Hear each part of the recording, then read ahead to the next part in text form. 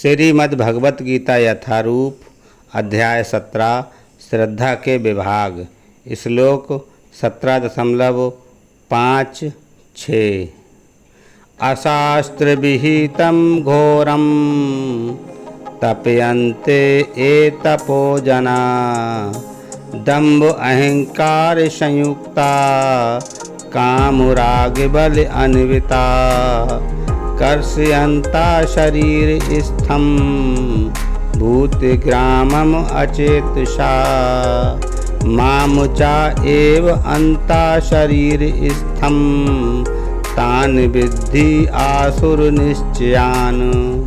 भावार्थ, जो लोग दंभ तथा अहंकार से अभिभूत होकर शास्त्र विरुद्ध कठोर तपस्या और व्रत करते हैं, जो काम तथा आसक्ति द्वारा प्रेरित होते हैं, जो मूर्ख हैं तथा जो शरीर के भौतिक तत्वों को तथा शरीर के भीतर स्थित परमात्मा को कष्ट पहुंचाते हैं, वे असुर कहे जाते हैं।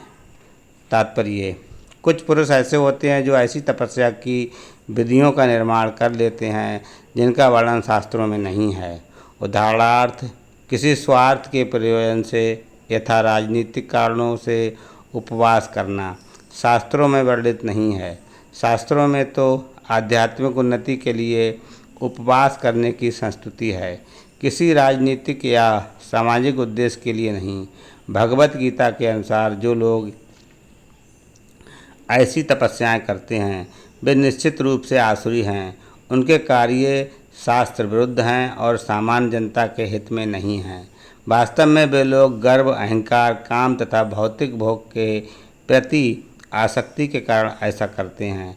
ऐसे कार्यों से न केवल शरीर के उन तत्वों को विक्षोभ होता है जिनसे शरीर बना है, अपितु शरीर के भीतर निवास कर रहे परमात्मा को भी कष्ट पहुंचता है।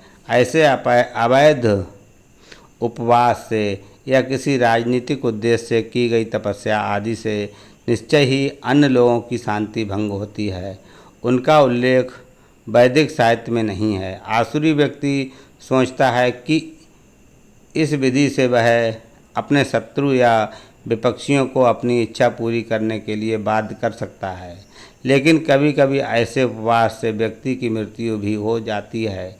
ये कार्य भगवान द्वारा अनुमत नहीं है। वे कहते हैं कि जो इन कार्यों से प्रवृत्त होते हैं वे असुर हैं। ऐसे प्रदर्शन भगवान के अपमान स्वरूप हैं, क्योंकि इन्हें वैदिक शास्त्रों के आदेशों का उल्लंघन करने किया जाता है।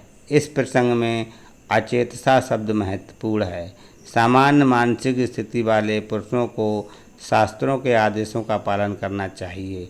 जो ऐसी स्थिति में नहीं है वे शास्त्रों की उपेक्षा तथा अवज्ञा करते हैं और तपस्या की अपनी विधि निर्मित कर लेते हैं। मनुष्य को सदैव आसुरी लोगों की चरम परिणति का स्मरण करना चाहिए। जैसा कि पिछले अध्याय में वर्णन किया गया है, भगवान ऐसे लोगों को आसुरी व्यक्तियों के यहाँ जन्म लेने के लिए बाध्य करते हैं।